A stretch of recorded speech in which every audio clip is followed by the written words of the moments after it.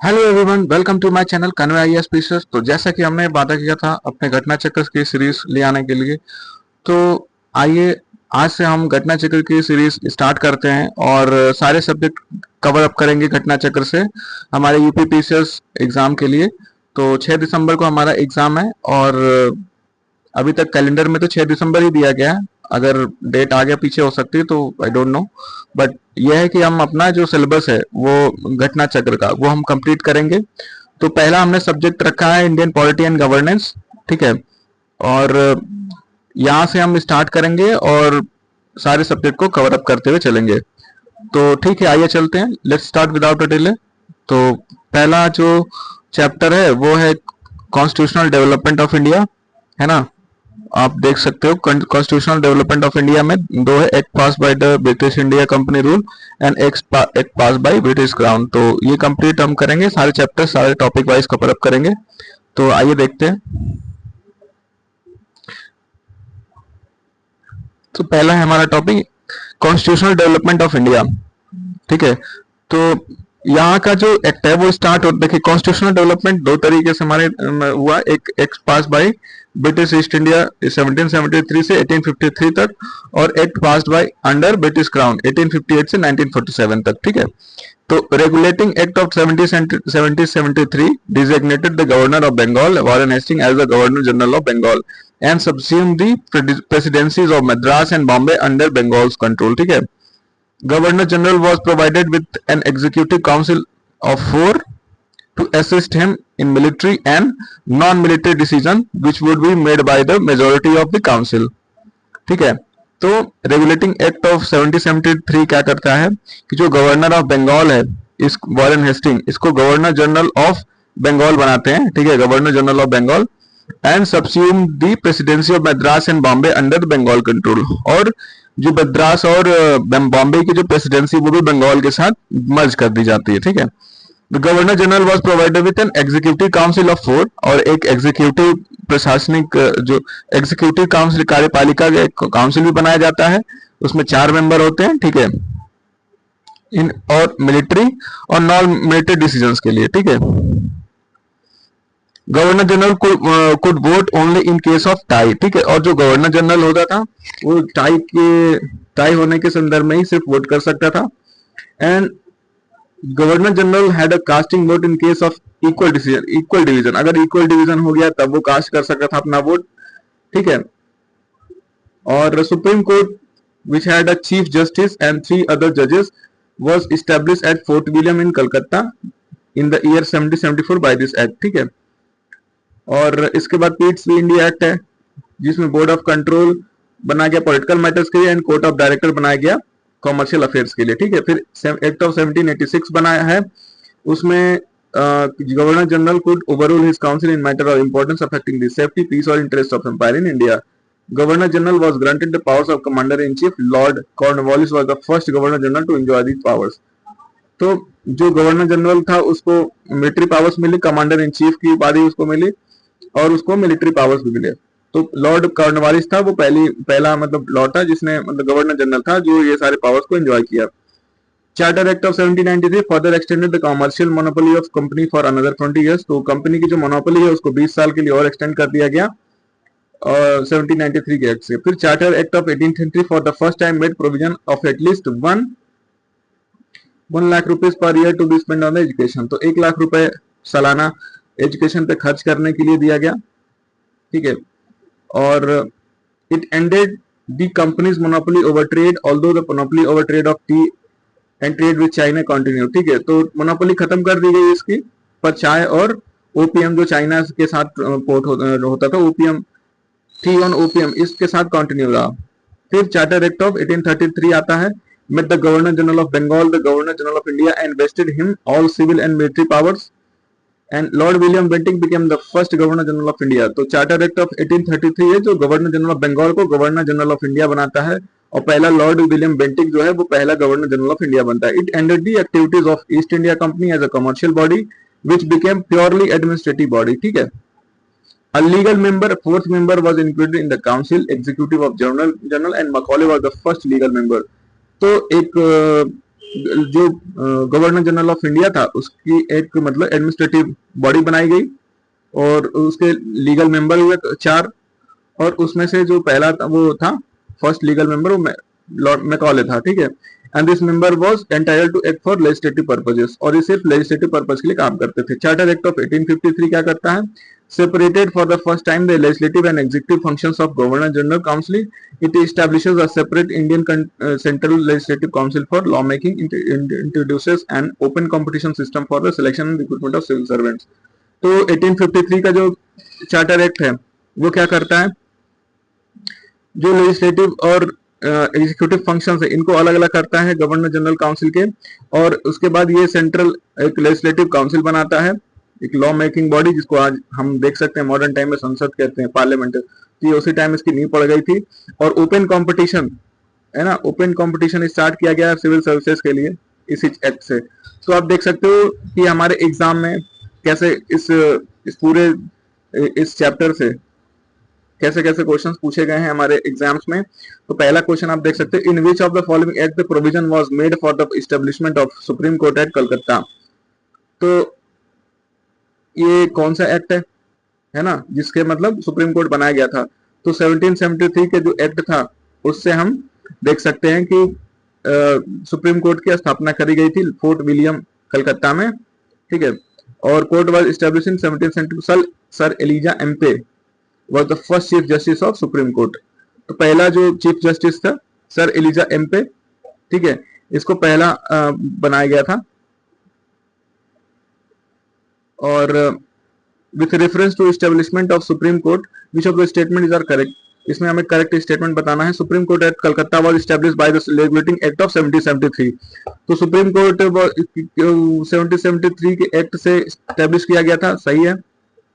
लेमेस्टर was the first chief justice of governor, नहीं Lemaistre नहीं थे, सर एलिजा एम्पी थे, तो ये गलत हुआ। तो हमारा फिर वन ओनली, ठीक है।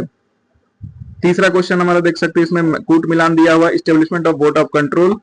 तो ये पीट्स इंडिया एक्ट से हुआ था, ठीक। एस्टेब्लिशमेंट ऑफ सुप्रीम कोर्ट ये रेगुलेटिंग एक्ट ऑफ 1773 से। Permission of English missionaries to work in India, तो ये किससे था? ये 1813 से। Appointment of law member in governor general council, ये इससे, ठीक है। तो हमारा क्या कोड बनता है? ए का 2, ए का 2, बी का 1, बी का 1, ठीक है, और सी का 3, सी का 3 और डी का 4। तो ये हमारा बी ऑप्शन सही हो गया, ठीक है, आप देख सकते हो। फिर which of the following led to the introduction of English education of India. Charter act of 1813, governor committee of public instruction 1823, orientalist and anglicist controversy. तो चार्टर एक्ट ऑफ 1813 तो बिल्कुल था, general committee of public instruction ये भी था, और orientalist और evangelist controversy ये भी तीनों थी। अब आप देख सकते हो इसमें क्या लिखा है, बॉक्स में आइए देखते हैं। In charter 1813 there was also provision that company should invest at least 1 lakh every year on the education of Indians, and in addition to the General Committee of Public Instruction was constituted, which had the responsibility of to grant 1 lakh rupees, and the Orientalist Angelist controversy was a controversy regarding nature of education that British India Company was to impart to the local population in its territory. So H.T. Prinsep and Dr. H.H. Wilson supported Orientalist education, and Angelists were led by Charles Trevelyan, who advocated for imparting of Western education through medium of English during rule of Governor General Lord William Bentinck. And 7 March 1835, the proposal of Lord Macaulay was accepted, and English language was accepted as a medium of higher education. तो English language को higher education माना गया। 7 मार्च 1835 को Lord Macaulay के द्वारा proposal लिया गया, ठीक है। और ये आप देख सकते हो इसका आंसर तीनों सही होंगे। और नेक्स्ट हमारा जो क्वेश्चन है, by which act the British parliament had abolished the monopoly of East India Company trade in India except tea and China trade। तो ये कौन सा था? 1813 वाला, ठीक है। मोनोपोली खत्म कर दी गई थी ईस्ट इंडिया कंपनी के, पर चाय और ओपीएम के साथ अभी भी कंटिन्यू था, ठीक है। तो ये अभी हमने ऊपर एक्सप्लेनेशन में देखा। Which act of British Parliament abolished the East India Company monopoly over trade in India? तो charter act of 1813। Consider the following statement about the Charter Act of it ended the trade monopoly of East India Company in India except for trade in the tea and trade with China। सही है। It asserted the sovereignty of British India, British Crown over the Indian territory held by the company. It asserted sovereignty of British Crown. तो British crown अभी इसमें कहाँ आएगा? The revenue of India were now control by the British parliament. ठीक है, तो revenue of India were now controlled by the British parliament. तो नहीं, ब्रिटिश पार्लियामेंट तो नहीं था, आप देख सकते हो. ईस्ट इंडिया कंपनी थी, 20 साल के लिए उसको एक्सटेंशन मिला था. तो हम 1 और 2 इसका आंसर होगा, 3 नहीं होगा. ये तीसरा जो ये गलत होगा क्योंकि 20 साल के लिए एक्सटेंशन इसमें किया गया था.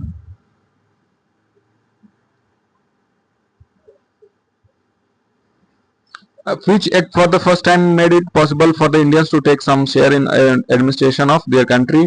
तो 1833 में कहा गया था. Section 87 was the only one of the most important section of Charter Act 1833. It stated that no person of India or the Crown would be debarred from any post or service under the company on the grounds of religion, place of birth, descent, or color, or any of them. Subsequently, Section 87 of the 1813 became the foundation of the demand for participation of Indians in the administration during the political movement. तो section 87 जो है वो जब introduce हुआ 1833 charter का, तो उसमें यह कहा गया कि किसी भी व्यक्ति विशेष का जो मतलब किसी क्राउन के किसी भी पोस्ट पे मतलब उनके दिए गए किसी कंपनी के किसी भी पोस्ट पे अगर वो उसको अपॉइंट किया जाता है तो अपॉइंटमेंट का जो मापदंड है वो किसी रिलीजन, धर्म, विशेष जाति या कलर, उसके कलर या नस्ल के ऊपर भेदभाव नहीं कर किया जाएगा. तो ये पहला मतलब फाउंडेशन था, पहला मतलब नींव थी इंडियंस की जो वो ब्रिटिश एडमिनिस्ट्रेशन में अपना रिप्रेजेंटेशन दे सके. तो ये तो हमारे इस क्वेश्चन हो गए इतने. फिर एक पास अंडर द ब्रिटिश क्राउन. अब क्राउन से क्या क्या चीजें पास हुई हैं वो हम देखते हैं.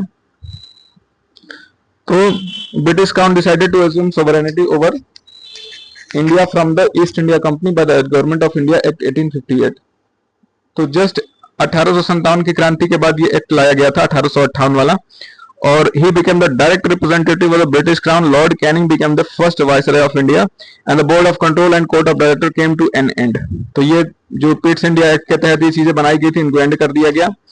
A new post was Secretary of State of India was created. He was assisted by a council of 15 members. He received the power to so long enjoyed by the court of director and board of control. The Council of India was to be advisory in nature in most cases. The initiative and the final decision remained with the Secretary of State for India. Indian Council Act of 1861 initiated the participation of Indian representatives in lawmaking processes. तो उसके बाद 1861 वाला जो Indian council act आया उसमें क्या कहा गया कि इंडियंस का जो पार्टिसिपेशन है वो लॉ मेकिंग प्रोसेसेस में होना चाहिए. ठीक है, और and the act restored the legislative power of making and amending laws to the provinces of Madras and Bombay and thus initiating the process of decentralization. अब धीरे धीरे जो पावर्स है उसको डिसेंट्रलाइज किया गया. पहले सेंट्रलाइज हुआ फिर डिसेंट्रलाइज किया गया. The act empowered the viceroy to issue ordinances in case of emergency which were not to remain in force for more than 6 months. अब ये आज भी फॉलो होता है, आप देख सकते हो. हमारे Indians Council of Act 1892 में क्या increase the number of non-official members in both the central and provincial legislative council but maintain the official majority in them. The Indians member were granted the right to ask question and discuss the budget in the legislative council. इसमें budget के ऊपर discuss करने की के लिए Indians को छूट मिली. और this act introduce the principle of election. Election भी इसमें इंट्रोड्यूस हुआ और लिमिटेड सेंस में बट शुरू तो हुआ. And the election was very carefully avoided in it. But जो शब्द है इलेक्शन ये नहीं यूज किया गया. Indian council act 1909 is also known as Morley Minto reform. Morley Minto reform कहा गया इसको. For the first time the association of Indians with the executive council of viceroy and governance. तो पहली बार इसमें Satyendra Prasad Prasanna Sinha become the first Indian to join the viceroy executive council.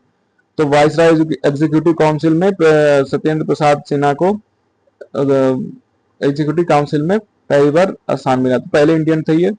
And this the function of and size legislation both at the center and in the provinces was enlarged. The members of council were given the right to discussion and ask supplementary questions. The act provided separate electorate for Muslims. Hence Lord Minto came to be known as the father of communal electorate. तो इसमें जो Muslims था उनको अब जैसे India में अब हिंदू मुस्लिम को डिवाइड करने के लिए ब्रिटिशर्स ने ये एक्ट पारित करा और उसमें मुस्लिम्स को उन्होंने सेपरेट इलेक्टोरेट देने की बात करी। तो इससे मतलब एक कम्युनल टेंशन स्टार्ट हुआ, और ये इसीलिए जो मिंटो था, लॉर्ड मिंटो, वो ये लाया था, और मिंटो को इसीलिए फादर ऑफ कम्युनल इलेक्टोरेट कहा जाता है, ठीक है। उसके बाद आया गवर्नमेंट ऑफ इंडिया एक्ट 1919, इसको मोन्टेगू चेम्सफोर्ड रिफॉर्म कहते हैं। और this act for the first time adopted the direct election system, और पहली बार इसमें डायरेक्ट इलेक्शन सिस्टम ऐड आता है। Principle of communal representation was extended by providing separate electorates for Sikhs, Indians, Christian, Europeans and Anglo-Indian. It introduces bicameralism, dyarchy system start किया, ये bicameralism start किया central level पे, and it separated various subjects as the central and provincial seventh. Bicameral legislature could make laws for the whole of British India. तो इसमें क्या किया कि जो आपने देखा ट्रांसपोर्ट और जो listing union list, state list और कॉन्करेंट लिस्ट, तो ये लिस्ट स्टार्ट किया कि जो सेंटर और प्रोविंसेस के जो मैटर्स हैं उनको ये मतलब सेपरेट करना स्टार्ट किया कि केंद्र के पास कौन कौन से मैटर्स होंगे जिन पे वो अपने शक्तियों का उपयोग करेगा, और प्रोविंसेस कौन से मतलब मैटर्स होंगे उन पे अपने शक्तियों का उपयोग करेगा। तो ये एक आप कह सकते हो कि बाइकैमरल लेजिस्लेशन स्टार्ट किया, और डायरेक्ट सिस्टम भी स्टार्ट किया प्रोविंसेस में। द्वैध शासन, provincial subject were further divided into two part, transferred and reserve. तो पहला इसको जो ट्रांसफर और रिजर्व सब्जेक्ट आए। Responsible government was used under this act, commission was to be constituted after 10 years which will review the working of this act and presented its report November 1927, 2 years before the schedule. The British government announces the appointment of 7-member statutory commission under the chairmanship of Simon to report on condition of India under its new constitution. The commission was hence called the Simon Commission. तो just इसके direct system के आने के just बाद 10 साल बाद नवंबर 1927 को Simon commission 2 साल के लिए भेजा गया, और उसमें कोई भी इंडियन मेंबर नहीं था। तो इंडियंस को लगा कि अगर हमारा रिप्रेजेंटेशन है ही नहीं तो ये हमारे हित में होगा ही नहीं। तो इंडियंस ने इसके खिलाफ नारेबाजी और बॉयकॉट करना स्टार्ट किया, जिसमें लाला लाजपत राय को चोट लग गई, आपने सुना होगा, उन पर लाठीचार्ज किया गया और जिससे उनकी मृत्यु हो गई, है ना। तो गवर्नमेंट ऑफ इंडिया एक्ट 35 आप देखते हैं, ये क्या करता है, all India federation consisting of provinces and princely states as unit provide for diarchy at the centre. अब ये देखिए पावर पहले डिसेंट्रलाइज हुआ, अब सेंट्रलाइज किया गया। अब धीरे धीरे जो डायरकी है वो सेंटर की तरफ खींच रहे हैं प्रोविंसेस से, ठीक है। और it provided for the establishment of reserve bank of India. अब इससे रिजर्व बैंक ऑफ इंडिया का भी स्थापना हुआ 1935 का जो गवर्नमेंट ऑफ इंडिया एक्ट है उसके तहत। और principle of communal representation was further extended by providing separate electorate for schedule caste, women and labourers. तो कम्युनल रिप्रेजेंटेशन भी स्टार्ट हुआ शेड्यूल कास्ट और महिलाओं और जो मजदूर वर्ग है उनके लिए। Federal court was set up in 37 through this act. Federal court स्थापित किया गया। separated Burma from British India and established 2 new provinces, Sindh and Orissa। तो बर्मा को अलग किया गया ब्रिटिश इंडिया से, और फिर 2 नए प्रोविंसेस बनाए गए, सिंध और Odisha. It include bicameralism in 6 out of 11 provinces. तो बाइकैमरलिज्म स्टार्ट किया गया, है ना। कम से कम ये कह सकते हो कि 6 प्रोविंसेस में, 11 में से 6 में। और Indian independence act of declare India to be an independent dominion nation on 15th August 1947, and it abolishes the office of Viceroy, and Governor General was appointed for each dominion. It dropped the title of Emperor of India from the royal title of King of the United Kingdom. तो अब ये क्या किया, Indian independence act of 1947 में क्या किया गया कि 15 अगस्त 1947 को देश को आज़ादी मिली, और ऑफिस ऑफ वाइसराय को हटाया, खत्म किया गया, और गवर्नर जनरल अपॉइंट किया गया, ठीक है। और it drop the title of emperor of India from the royal titles of king of United kingdom, ठीक है। और उसके बाद आप देख सकते हो, read the following statement with. अब क्वेश्चंस आइए देखते हैं इस पे क्या क्या क्वेश्चंस हैं।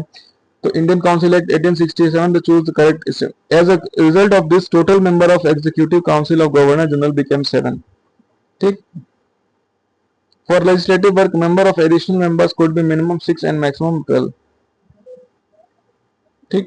No differentiation was made between state and central subject. तो as a result of this total number of executive council of governor general became 7। नहीं, 7 नहीं थे, ठीक है, 5 थे ये। आप देख सकते हो, in Indian Council United transfer the Viceroy Executive Council into miniature cabinet running on portfolio system. All the 5 members were assigned our department out of revenue, finance, law, home and military as the head of executive function. And 6 member was added, 6th member, छठा जो member है वो executive council of public work PWD के लिए add किया गया।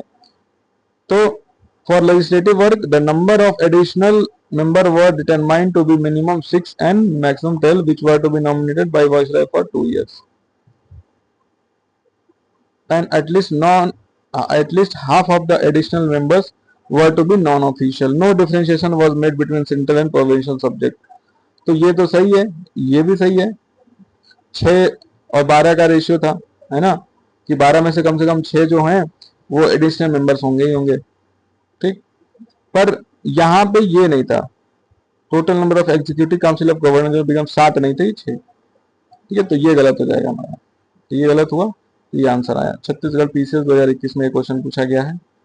Next question हमारा देख सकते हैं, Indian council act 1892 choose the correct option. It was implemented on 20 June 1892। Date दिया है तो सबसे पहले रेड फ्लैग है भाई हमारे लिए, तो ठीक, पर देखते हैं, है ना।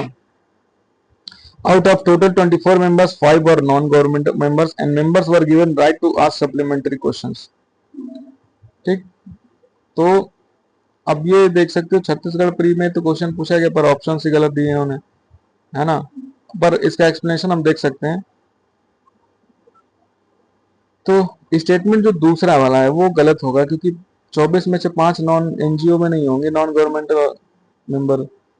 British government passed the Indian Council Act 1820. It gathered the royal assent on June 20, 1892. जून 20 को क्या किया इन्होंने, रॉयल एसेंट दिया, एंड वाज कमेंस्ड ऑन फरवरी 3, 1893। अब देख सकते हो ये क्या कह रहे हैं, इम्प्लीमेंटेड 20 जून 1892, इम्प्लीमेंट किया गया, है ना। तो ये फरवरी 3 होना चाहिए इसमें, पहला स्टेटमेंट तो वैसे गलत हो गया, ठीक। ये पहला गलत हो गया तो ये देख सकते हो पहला ये भी गलत हो गया, ये भी गलत हो गया। अब ये डी ऑप्शन बचता है, only 2।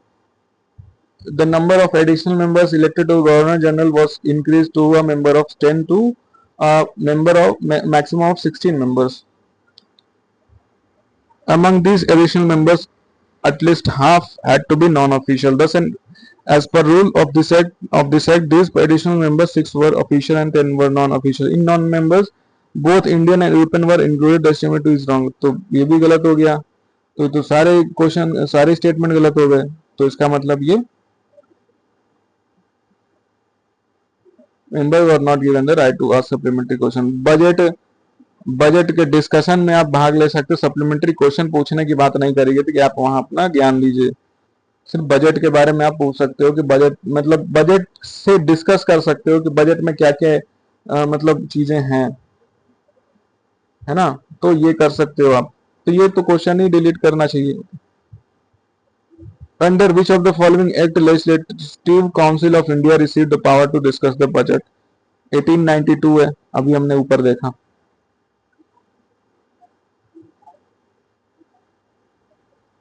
Which of the following act provided for communal representation in British India?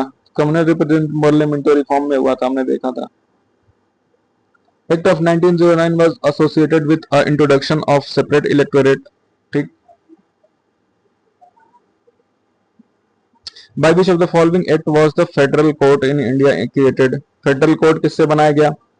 तो फेडरल कोर्ट हमने देखा कि 1835 वाला जो हमारा है वो उससे हमने बनाया था फेडरल कोर्ट, ठीक है। तो 1 अक्टूबर 1937 bye the government of India act 1935। Sir Morris GoAir was it's first chief justice, ठीक है।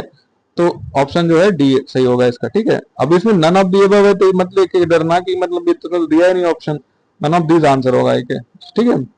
The first court federal court of India was established in which of the following year. Federal court 1937 में establish किया गया। which under which of the following acts dyarchy was introduced at central level. तो dyarchy जो central level पे है वो 1935 से हुआ और प्रोविंसेस में 1919 चेम्सफोर्ड रिफॉर्म से, ठीक। ये देखो dyarchy was provided eight central level but was not implemented. Provincial dyarchy was introduced in the government of India 1919 was abolished and transfer subjects were divided into reserve and transfer subject, ठीक है। तो जल्दी जल्दी करते हैं नहीं तो बहुत लेट हो जाएगा और वीडियो भी काफी बड़ी हो जाएगी। Which of the following act set by direct system at the central level. तो 1935 वाला है और 1919 जो चेम्सफोर्ड रिफॉर्म है उससे देखते हैं। Introduce directly in the executive governor of the provinces, ठीक, ये तो सही है। Introducers the separate communal the elected for Muslims, ये नहीं है, ये 1909 से हुआ था। The devolution of legislative authority by the centre to the province, devolution of legislative authority by the centre to the provinces, हाँ ये सही है। In the context of Indian principle of directly refers to, तो क्या कहता है, division of subject delegated to provinces in two categories, ठीक है, reserve and transferred. Which act established by direct system in the provinces, 1919, ठीक है। In the Government of India Act 1919, the function of provincial government was divided into reserve and transfer subject. Which of the following were treated as reserve subject? तो reserve subject में क्या क्या थी चीजें थी, तो वो थी एडमिनिस्ट्रेशन ऑफ जस्टिस थी, लोकल सेल्फ गवर्नमेंट नहीं था, ये ट्रांसफर सब्जेक्ट था, एंड लैंड रेवेन्यू था और पुलिस थी, ठीक है, पर ये नहीं था लोकल सेल्फ गवर्नमेंट। तो आंसर क्या हो गया 1, 3 एंड 5, 4। आइए इसका एक्सप्लेनेशन देखते हैं। गवर्नमेंट ऑफ इंडिया 19 डायरेक्टरी, तो आप ये देख सकते हो कि subject under transfer list were local self government, public work department, health and sanitation, ठीक है, इंडस्ट्रियल रिसर्च एंड एजुकेशन, इतनी सारी चीजें जो है वो ट्रांसफर सब्जेक्ट में है, ठीक है। और रिजर्व सब्जेक्ट क्या में जो क्या क्या चीजें हैं are judicial administration, press, land revenue, forest, water, labour dispute settlement, agriculture, loan, police और प्रिजन, ये सारी चीजें जो है वो रिजर्व सब्जेक्ट में। Next question is Indian legislature was made bicameral for the first time by, bicameral किससे हुआ, 1919 वाले में से, diarchy system. Which of the following act introduced bicameral legislature at the centre, centre में कौन सा हुआ, bicameral legislature at the centre, ठीक, तो 1919 के तहत। मुंटेगु चेम्सफोर्ड रिफॉर्म पे देखो कितने सारे क्वेश्चन पूछे गए हैं। Montagu Chelmsford reform of 1919 recommend granting voting rights to all the women of the about all the women, सारी वुमेन जितने भी हैं 21 साल के बड़े हैं सबको मतलब दे देता है वोटिंग राइट्स, नहीं एडल्ट सफरेज, ठीक है, लिमिटेड सफरेज है। तो पहला वाला गलत हो गया, तो ये गलत हुआ, ये गलत हुआ, ये तो ये सही हो गया। गवर्नमेंट ऑफ इंडिया ने give the women reserve seats in reserve, हाँ बिल्कुल ये सही है। With reference to Indian civil service which of the following statement is correct. Statement in 1990 provided for the separate examination of Indian civil services which has to be held in India. तो 1919 में जो India में होना है civil services का exam, है ना, Indian civil services which has to be held in India, तो ये दोनों सही है।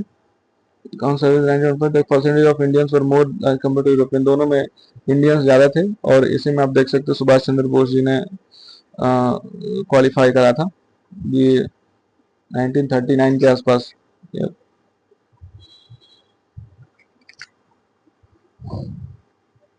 By which of the following act the system of chamber of princes with 20 members were created, act of 1919। ये question मेरा गलत हुआ था 2023 के पेपर में, I am telling you guys, ये चैम्बर ऑफ प्रिंसेस वाला, और मैं पढ़ के गया था और मुझे एग्जैक्टली पेपर में याद ही नहीं आ रहा था कि ये चैम्बर ऑफ प्रिंसेस का मतलब क्या है, मतलब बट आज आप देख सकते हो कि क्या कह रहे हैं The Chamber of Princes was established by King Emperor George. Proclamation of 20 December 1919 after the government of India 1990 was given royal assent. तो जब इसको रॉयल असेंट मिल गया तो किंग एम्परर जॉर्ज ने, जॉर्ज फिफ्थ, इसने ये चैम्बर ऑफ प्रिंसेस बनाया था, ठीक है। And the chamber was form to provide a forum in which the ruler of the princes princely states of the India could voice their needs and aspirations to the colonial government, ठीक है। तो ये क्या करने के लिए था, जो प्रिंसली स्टेट्स हैं इंडिया में, वो कॉलोनियल गवर्नमेंट को अपना मतलब मत दे सके, अपनी बात अपनी पहुंचा सके उन तक, तो उसके लिए थी।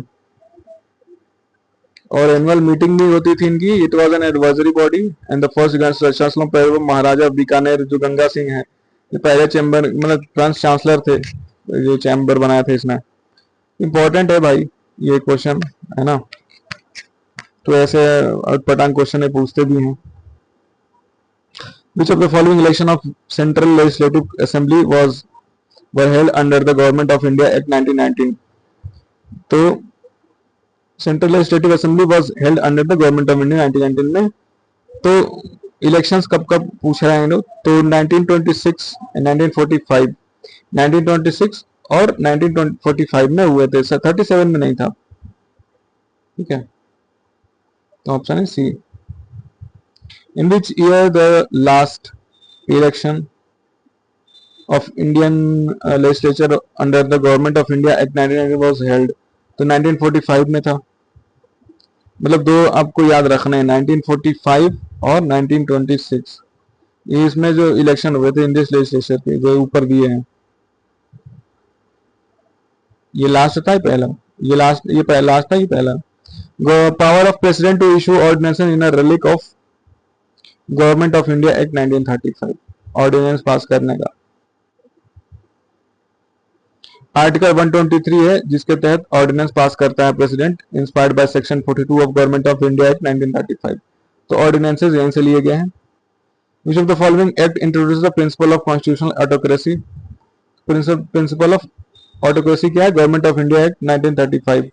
Principle of constitutional autocracy was introduced Government of India Act 1935. This act vested the executive authority of provinces in the governor and of central in the government general and power of the crown.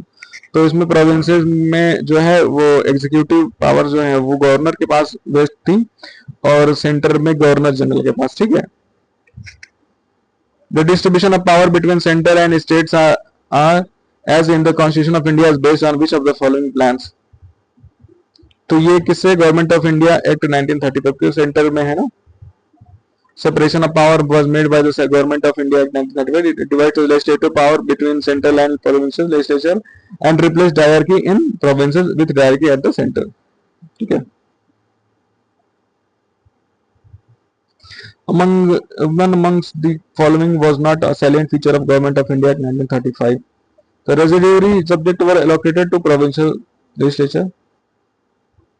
ये नहीं है residuary subject, ये नहीं 19 इसमें नहीं था ये। Residuary power जो था वो वाइसराय के पास था। Which among the following introduced the provincial autonomy in the British India? तो प्रोविंशियल ऑटोनॉमी की बात हमें गवर्नमेंट ऑफ इंडिया एक्ट 1935 में किया गया है। Federal system and dyarchy at the centre were introduce India by 1935। बहुत इंपॉर्टेंट है, देखो दो गवर्नमेंट ऑफ इंडिया एक्ट है 1919 और 1935, ये दोनों बहुत इंपॉर्टेंट है, ये हमेशा ऐसे क्वेश्चन पूछना है। अगर कहीं भी आपको दिख जाए ऐसे कुछ टेढ़े मेढ़े फेडरल सिस्टम डायरकी ये सब, तो दोनों में से कोई एक ही होगा आंसर इसमें। Provision of the establishment of all India federation was introduced in the government of India act 1935। देखो लगातार क्वेश्चन पूछे गए हैं पीसीएस में, मेंस में, फिर 22 के मेंस में पूछा, फिर 13 के भी मेंस में पूछा, 12 के मेंस में पूछा, 13 के मेंस में भी यही क्वेश्चन पूछा। Which one of the following acts provided for a federal polity in India? Government of India act 1935 देख सकते हो आप। Federation established by the government of India Act of 1935, residuary powers were given to the governor general. अब यहाँ देखो, which with reference to the government of India Act 1935 It provided for the establishment of an all India federation based on the Union of India, Union of British Indian provinces and princely states. Here that is one only. ठीक है. Act of 95 provided for the establishment of all India federation based on Union of British India. ये तो सही है. Defense and foreign affairs were kept under the control of federation. नहीं नहीं नहीं नहीं, ये नहीं था.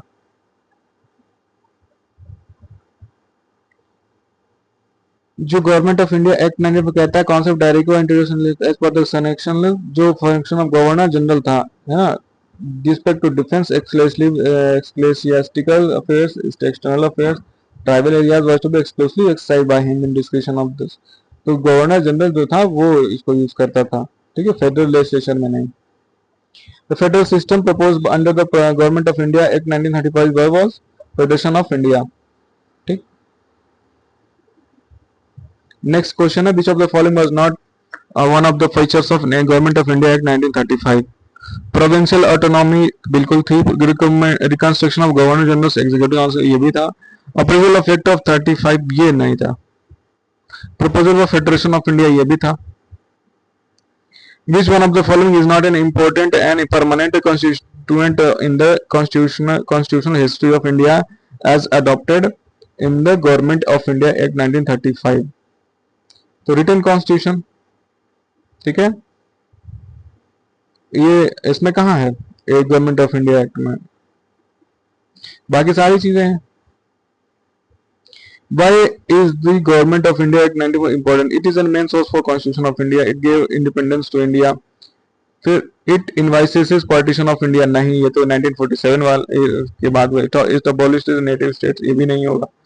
तो आंसर क्या होगा इसका? It main source of constitution of India, क्योंकि बहुत सारे जो सोर्सेज हैं वो गवर्नमेंट ऑफ इंडिया एक्ट 1935 से लिया गया, जिसमें से एक है, एक क्या है, वो है अप्रेजल ऑफ प्रोविंशियल ऑटोनॉमी का कॉन्सेप्ट है, reconstruction of governor general executive council है, और जैसे आप देख सकते हो कि जो हमारे कॉन्स्टिट्यूशन में ऑर्डिनेंसेस वगैरह हैं वो सब गवर्नमेंट ऑफ इंडिया एक्ट 1935 से लिया गया है. Which one of the following acts converted unicameral legislature of Bihar into bicameral? Bihar Legislative Assembly, Bihar Legislative Council. तो बिहार से रिलेटेड ये क्वेश्चन है, इसका आंसर भी गलत दिया है इन्होंने, तो ये क्वेश्चन हमारे किसी काम का नहीं है, इसको कट करते हैं. Which one of the following act led to the separation of Burma from India? ये देखो एक अच्छा क्वेश्चन है, गवर्नमेंट ऑफ इंडिया एक्ट 1935, ठीक है. और constituent assembly and making of the constitution ये हम नेक्स्ट वीडियो में कंप्लीट करेंगे. तो आज हम यहीं तक कंप्लीट करते हैं, नहीं तो वीडियो बहुत लंबी हो जाएगी और आप बोर हो जाओगे. Okay, so thank you so much guys for watching my video. Have a good day. और नेक्स्ट वीडियो में हम अपना स्टार्ट करेंगे